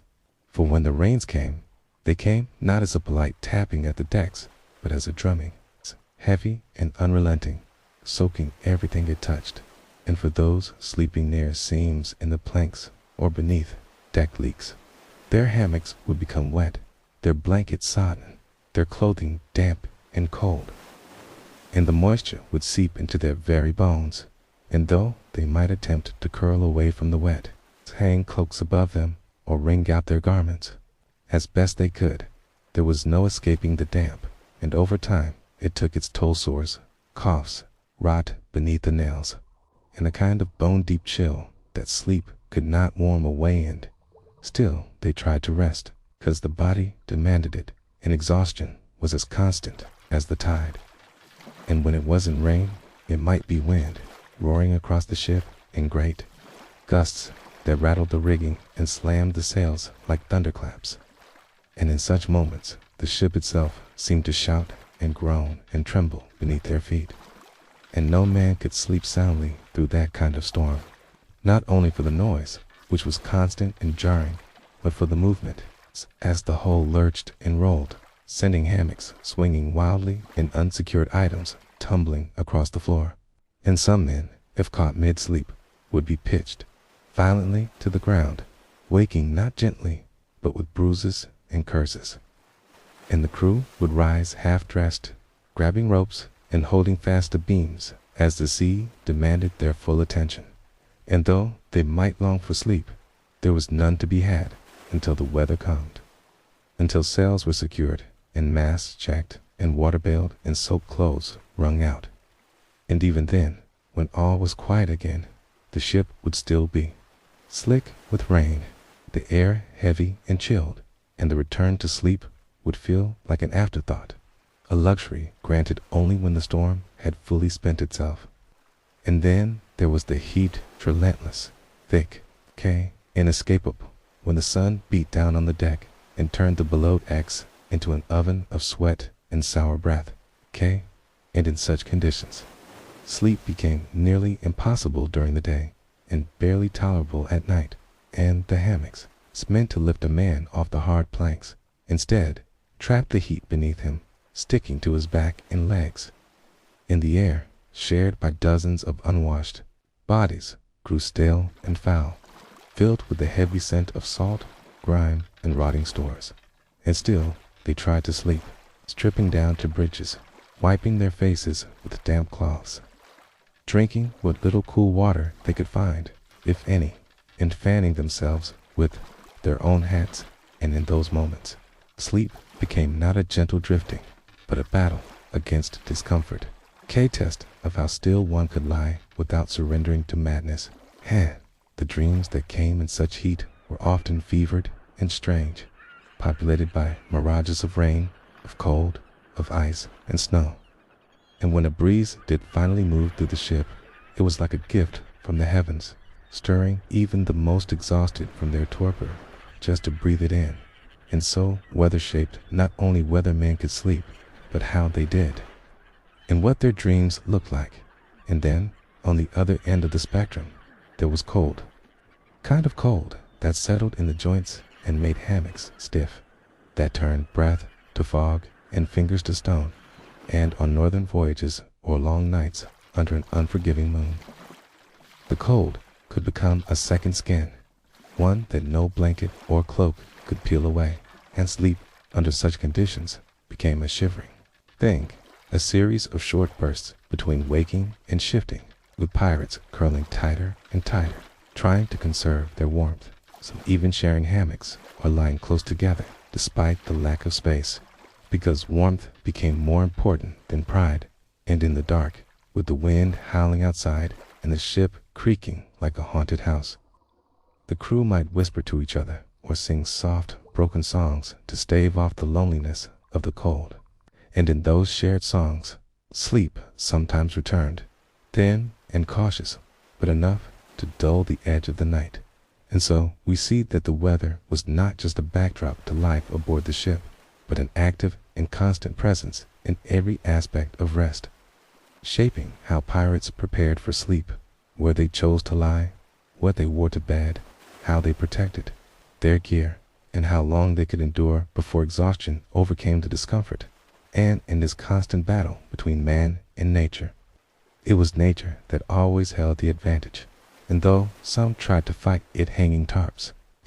building makeshift windbreaks, sleeping on deck to escape the foul air below, was always temporary, it's always partial, and the best that could be hoped for was a few good hours before the weather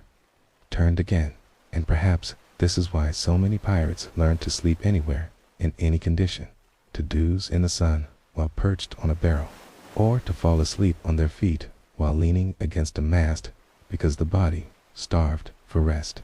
learned to take what it could get, and even the worst weather could not deny it forever. And when the rare night came, when the air was temperate, the sea quiet, and the skies clear, the entire ship seemed to sigh with relief.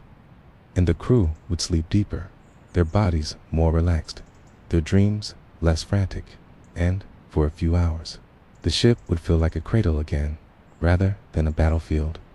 And sleep would come not as a thief, but as a long-lost friend. There is a quiet place in the human soul where mystery and meaning meet, where dreams become more than dreams, and where the stillness of sleep invites not just rest, but reflection.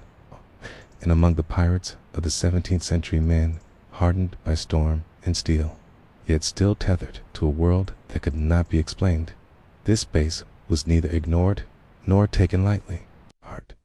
For while they were outwardly dismissive of the pious ways of church and crown, and though they often mocked the sermons of land-bound clergy, deep within the culture of the sea, there persisted a rich and tangled weave of beliefs, half-remembered superstitions and salt-worn rituals that emerged most clearly in the quiet of night, when the work was done and the deck lay still, and the only sound was the slow breathing of men wrapped in hammocks in darkness. And in this chapter, we gently explore that more introspective side of the pirate's world, the strange customs and whispered warnings that shaped how they approached sleep, and the small, often overlooked acts of reverence or fear that showed the enduring power of ancient belief among those who lived always on the edge of the known world. For though the pirate ship was no temple, and its crew no choir, it was still a place where the unseen was deeply felt, and where rest came with rituals of its own, beginning perhaps with the way hammocks were tied always with a double knot on the port side and a sailor's hitch to starboard, not simply for security, but because some believed it bound the soul safely to the ship, preventing it from wandering too far in dreams and failing to return by morning. And it was said that men who tied their hammocks loosely were more prone to night terrors, to waking with a start and feeling their spirits only half returned, as though some part of themselves had stayed behind in the dark. And so they tied with care, not out of seamanship alone, but out of a desire to sleep whole, to wake with every part of themselves intact. And then there were the personal tokens charms tied to the hammock string, bits of bone or stone tucked into pockets or beneath pillows. Not all of them religious, but all carried with quiet faith. And some pirates would murmur words under their breath before sleep, not prayers in the church sense, but more like offerings to the sea,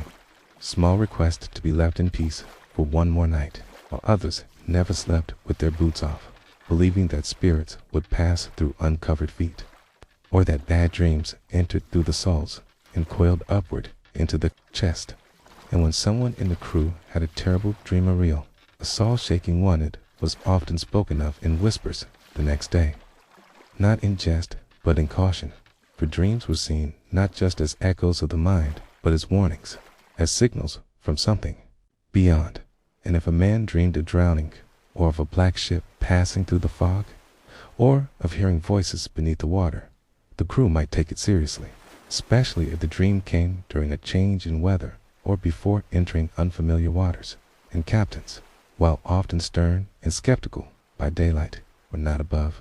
adjusting course or delaying a landing if too many omens piled up at once.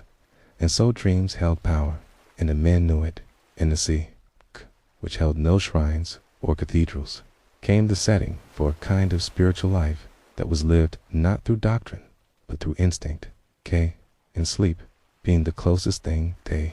had to death without dying, was treated with respect, with silence, with a kind of reverence that often surprised outsiders who saw only their lawlessness and missed the sacred spaces they created in darkness. And these beliefs extended even to the act of waking, which some handled with care, gently shaking their mates rather than shouting, so as not to startle the soul as it returned from wherever it had wandered. And on mornings, when a man woke with a look of confusion or dread, the crew might give him space, might wait before speaking,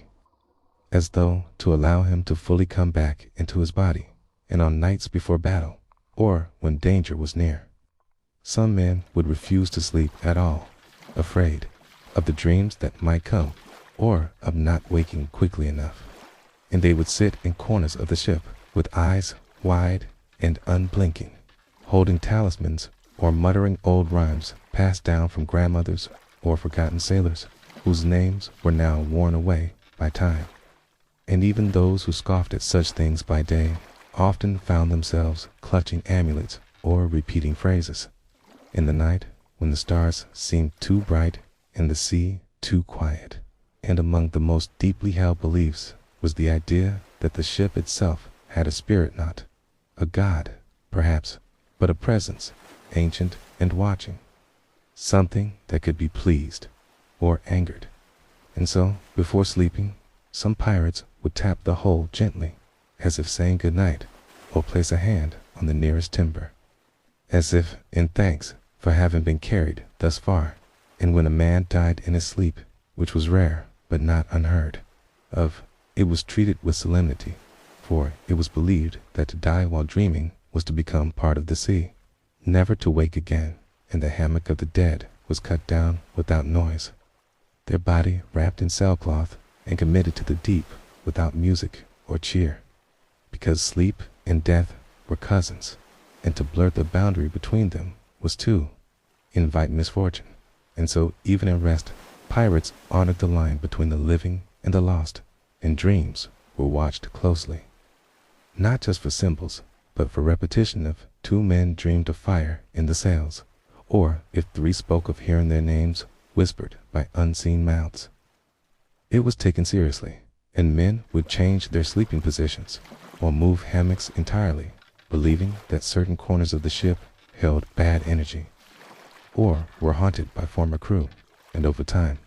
the sleeping spaces came to have their own quiet reputations, places where no one wanted to lie, or where men never rested well. or where voices were heard at night with no speaker in sight, and in those cases, no orders were given to sleep. There, and even the captain would not argue with it, for sailors' instincts, especially about sleep, are rarely ignored, and on certain nights, usually the first night out of port,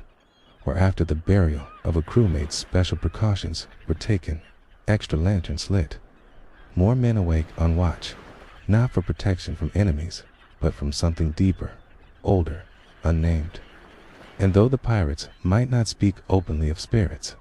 they often believed in the lingering presence of the dead,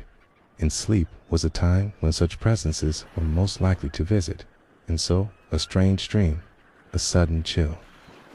or the feeling of being watched while dozing might lead a man to wake fully and sit up in the dark, listening, waiting, murmuring words to drive the presence away. And some pirates kept small bells or bits of iron near their hammocks, ringing them softly before sleep to ward off what they could not see. Hey, and though these actions were small and often dismissed in daylight, they held meaning in the dark and gave the crew a sense of control over what was otherwise unknowable. And so sleep became a space not only for physical recovery, but for spiritual navigation, a place where men met their fears and tried, in their own quiet ways, to guard themselves against them. And this mix of ritual, superstition, personal belief created a kind of dream world culture aboard the ship, woven into the rhythm of the voyage. And if one were to walk quietly through the lower deck at night, past the swaying hammocks and the low breath of tired men, one might see these rituals in motion, the way a man clutched a carved pendant in his sleep, or whispered names into the wood beside him, muttered a rhyme in a language not spoken in daylight. And in those small, private moments, we glimpse the hidden heart of the pirate's night, where rest was not just survival, but something deeper, more sacred, more unknowable, a nightly return to a place between worlds. And perhaps it is there, in the flickering space between dreams and waking, that the true soul of the pirate revealed itself, fierce, yes, and wild by day, but humbled by night, listening closely to the things it could not see, and sleeping not in defiance of the world, but within it, quietly, cautiously, and always just a little bit afraid. When a pirate ship finally made landfall after weeks or months at sea, the mood among the crew would shift, not in a sudden burst of excitement, but in a slow, simmering exhale, like a long-held breath finally released. And though much has been said of the chaos that followed a rush to the taverns, the noise of drinking, the laughter spilling out into narrow alleyways, the glint of coins quickly spent, and the soft thud of boots falling heavy in doorways, what is less often explored is how sleep,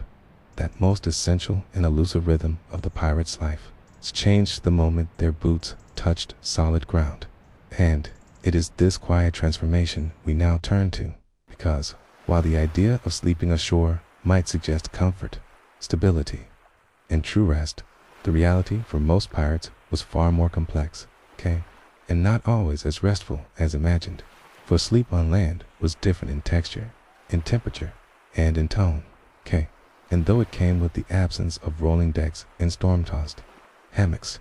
it introduced a new and unfamiliar kind of stillness, one that some men welcomed and others found unsettling, even unnatural. And to understand the pirates' relationship to rest while in port, we must consider not only where they slept, but how they arrived at sleep in the first place. For the first few hours or even days ashore were rarely restful, filled instead with the noise and novelty of land life, the brightness of streets after months of candlelight, the jangle of music, the scent of cooked food,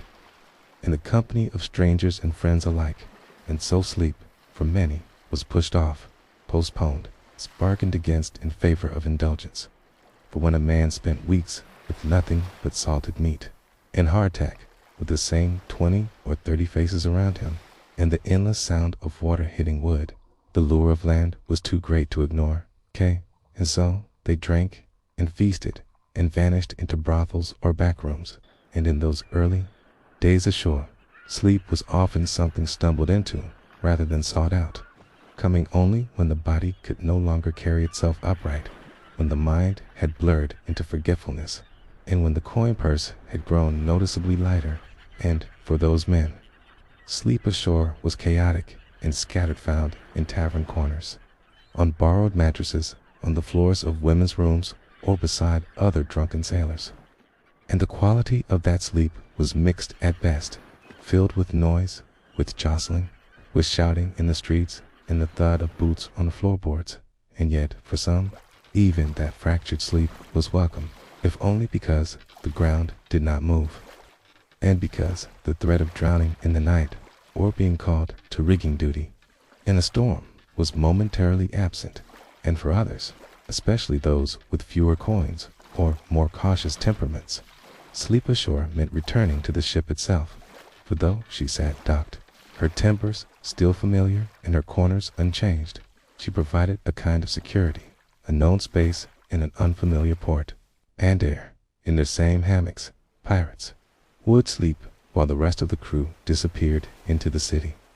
And for those men, the ship at anchor became a quieter space than it ever was at sea. Her sails furled, her crew diminished, her decks silent under the moon, and sleep came more gently, less rushed, with the knowledge that the next day did not bring sail orders or the looming threat of attack. And still others chose not the ship nor the brothel, but the streets themselves, curling into alleyways, into the shadows of market stalls or the backs of inns, using cloaks for blankets and barrels for pillows. And while such sleep might sound undignified, it was no worse than many nights aboard a ship. And at least on land, there was no risk of rolling into the sea, and often the earth, hard though it was, felt grounding to those long removed from it, as if some part of their body needed the weight of land to remind them of the world beyond, the waves. And there were even those who took to sleeping on beaches or grassy hills just beyond town, where the stars were still visible, but the smell of salt faded slightly into the breeze. And in those places, sleep came in deeper waves, unshaped by the creak of rope or the moan of wooden hulls, and the dreams that followed were often more vivid, as if the body, freed from the constant need for balance and readiness, had space to stretch into itself. And for some pirates, these land-bound dreams were disorienting, full of strange visions, of running through meadows or sinking into warm soil, of hearing birdsong instead of gulls. And for men so long attuned to the rhythms of ship life, even peaceful dreams could feel alien. And it was not uncommon for a pirate, newly ashore, to wake suddenly in a sweat, unsure of where he was, arms grasping for ropes that weren't there, ears straining for bells that would not ring. And in those moments, the stillness of the land became louder than any storm, pressing in around him with unfamiliar silence. And he would lie awake until his breath slowed and his hands stopped searching. And then sleep might come again, though never quite the same. And yet, for all these adjustments, many pirates cherished sleep in port, not because it was always better, but because it marked a shift, a pause, a chapter's end. And in port, sleep took on symbolic weight to his recovery. It was reprieve, it was indulgence, and it was also, for some, a return to something forgotten. For in land-based sleep, they remembered old rhythms, the feel of beds from childhood, or the weight of blankets that didn't swing with the waves. And sometimes that memory softened them, made them slower to rise, more reluctant to leave the warmth of morning light. And though pirate life demanded hardness, demanded readiness and reaction,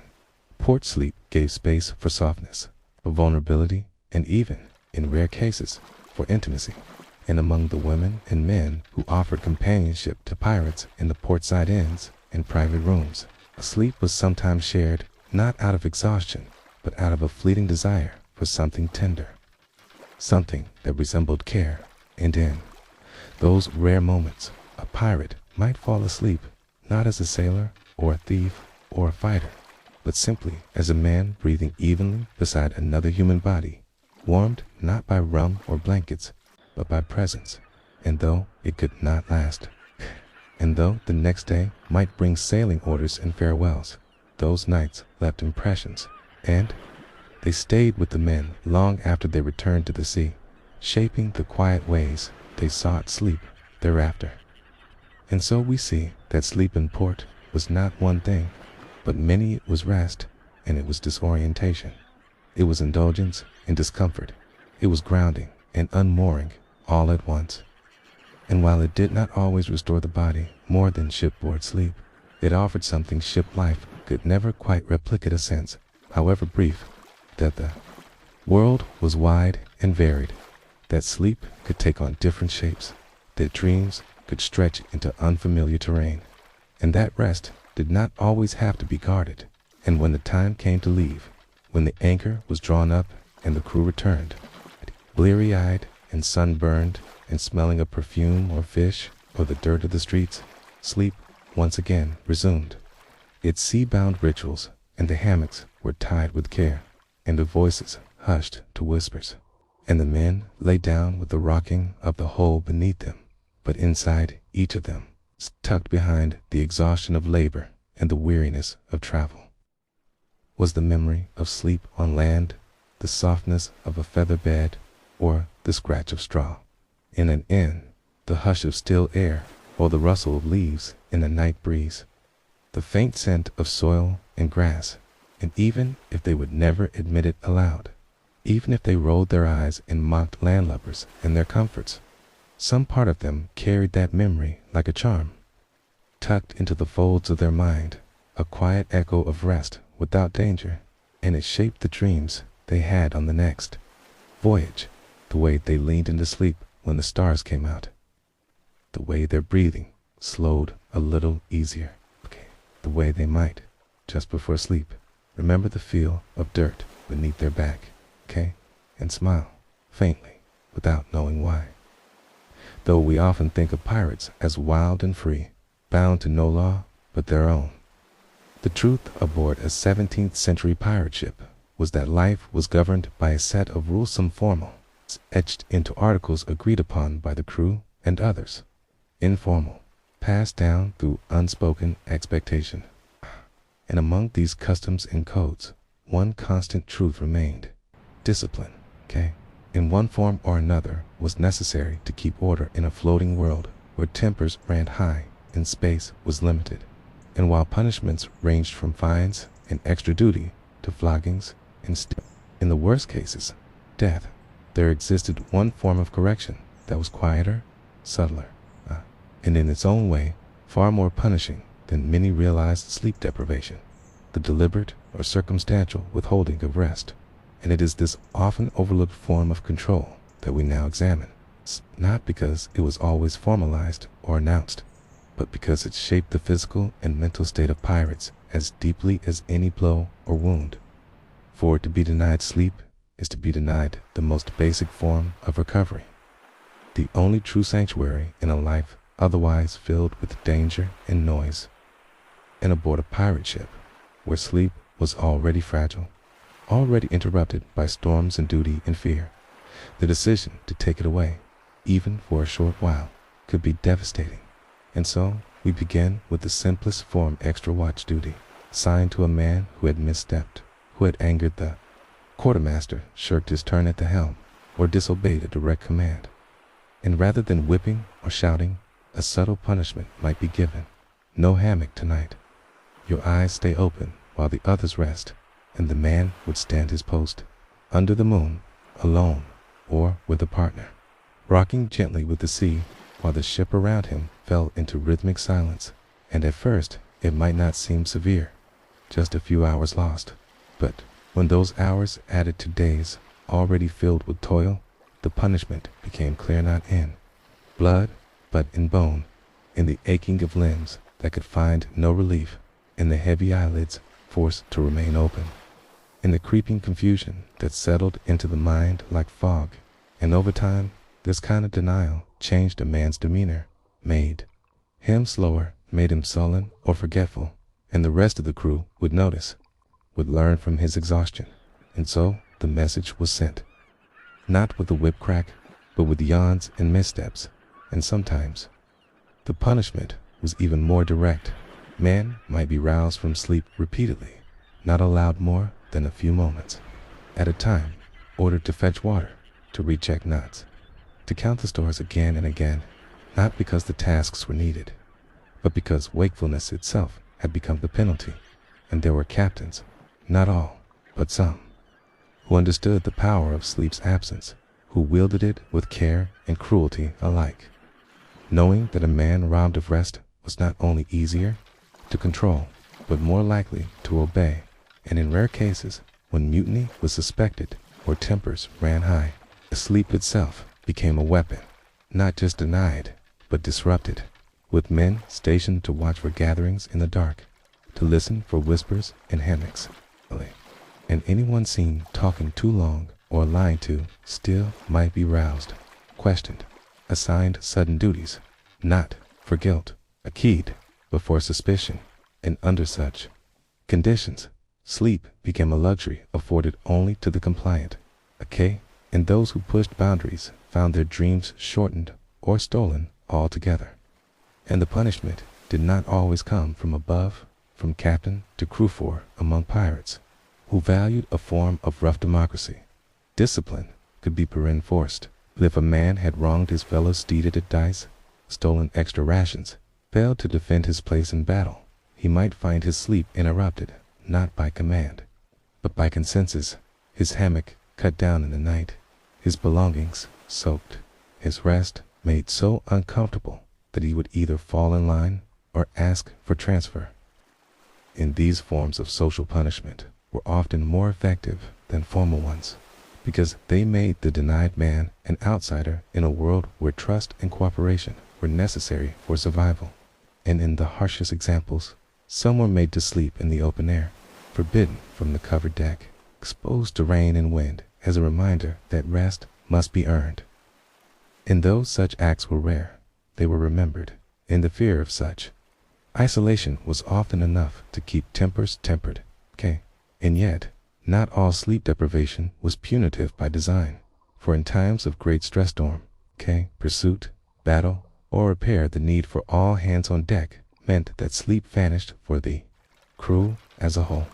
In those moments, though born of necessity, still carried the weight of punishment in their aftermath, as men stumbled about, their minds frayed at the edges, their speech slow, their vision blurred, and in those hours, mistakes became deadly.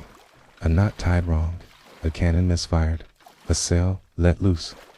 And it is here that the cruelty of sleeplessness became most apparent, as a direct act of meanness, but as an inevitable consequence of the ship's demand for constant vigilance. And when these periods of exhaustion aligned with punishment, the effect was multiplied, and the body, already overdrawn, had no choice but to continue. And in the darkest cases, some men broke entirely, fell into hallucinations, spoke to figures that weren't there, tried to climb masts that did not exist.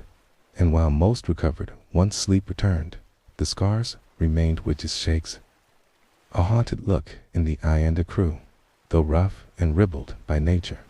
did not mock these signs, for all had brushed against that edge, had known the feeling of sleep, slipping further and further away until even dreams seemed unreachable.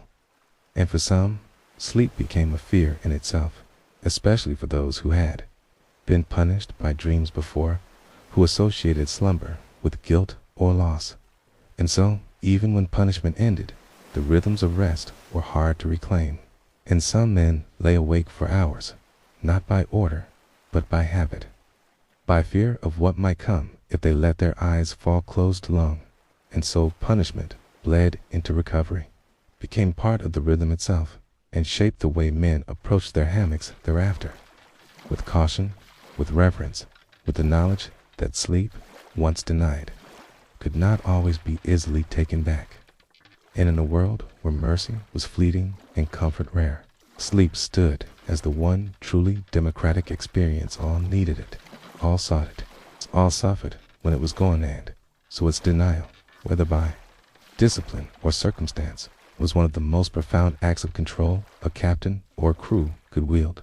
And yet, even in these harsh practices, there were limits, unspoken lines that most refused to cross.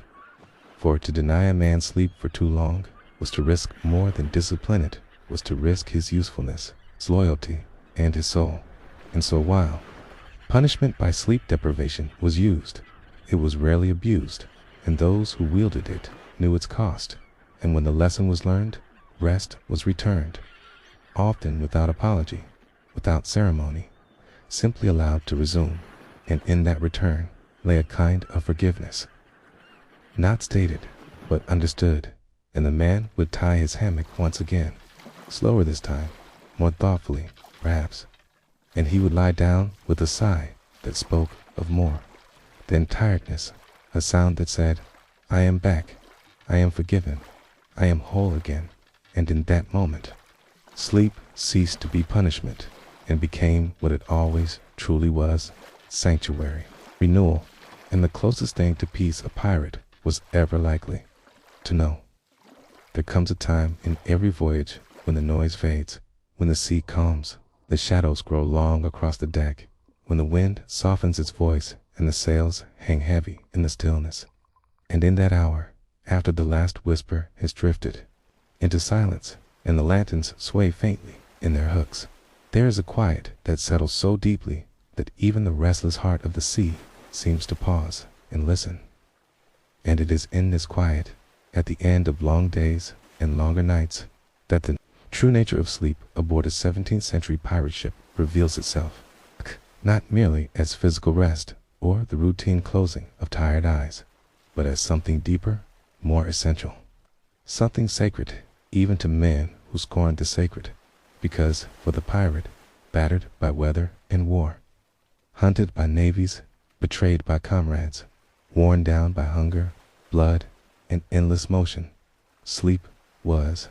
the last gentle thing left, the last mercy that could not be stolen, taxed, or bartered. And though it came hard and infrequent, broken by watch bells and duties and storms, when it did arrive, it was embraced with a kind of silent gratitude, a surrender not of weakness, but of need. And as the ship rocked gently beneath them, and the creak of timber echoed like the breathing of an old wooden beast, the men of the crew would lie in their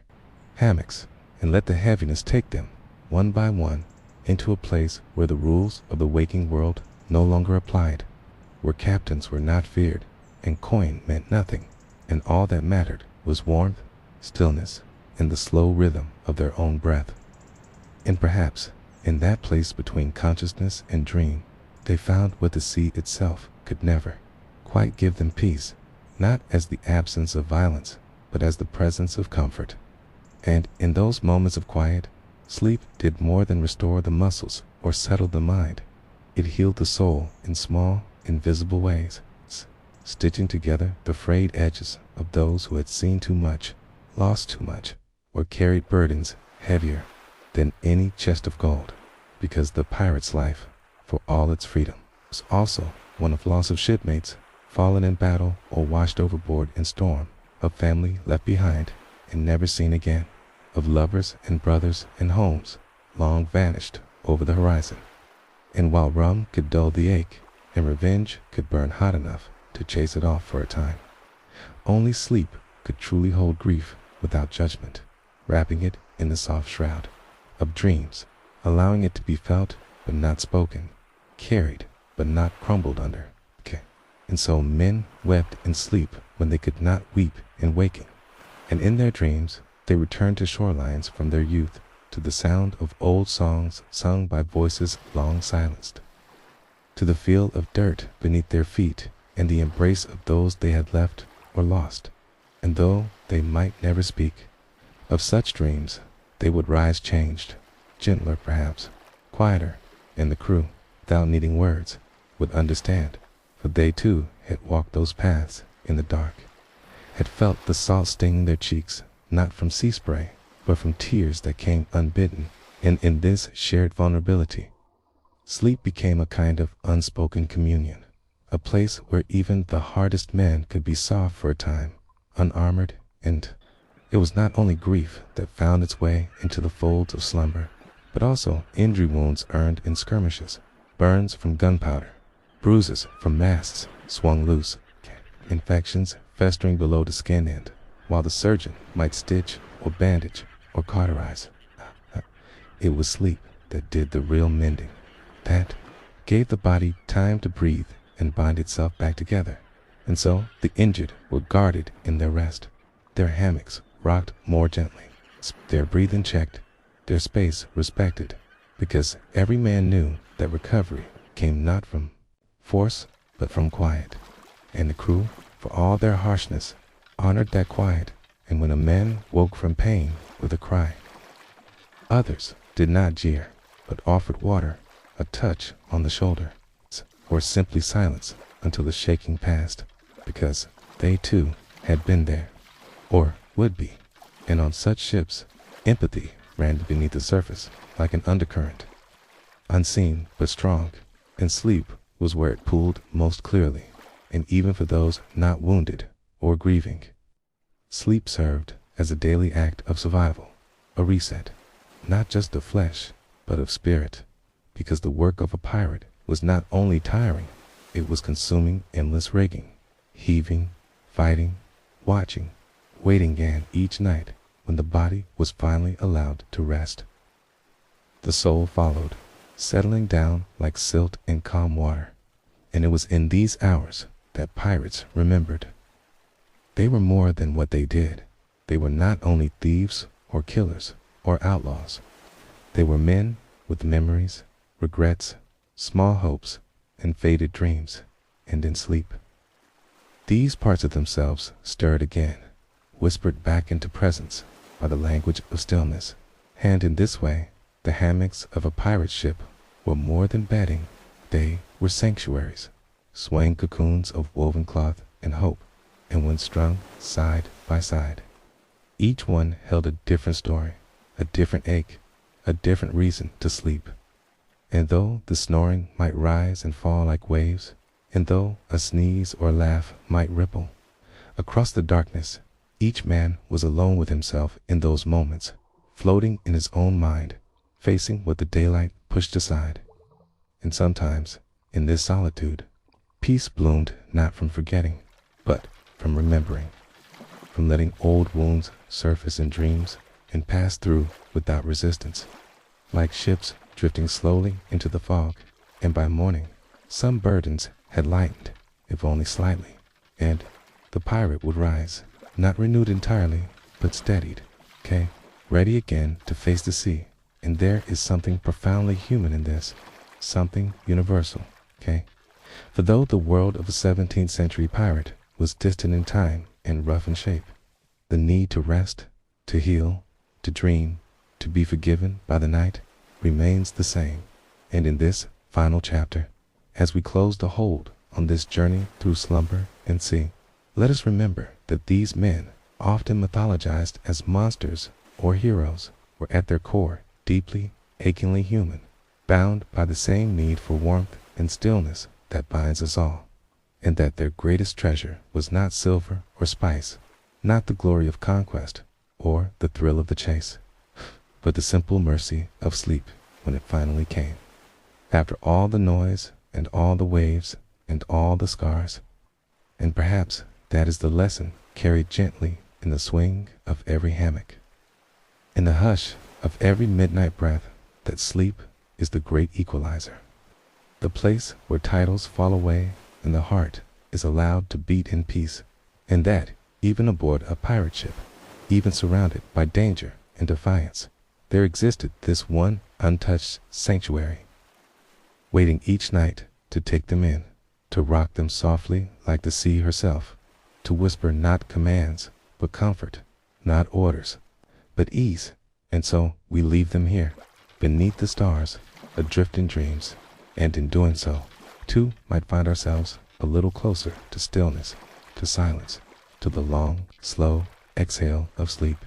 And with that, Dear listener, I bid you a gentle farewell. And as the last light fades from the lantern and the waves hush their song,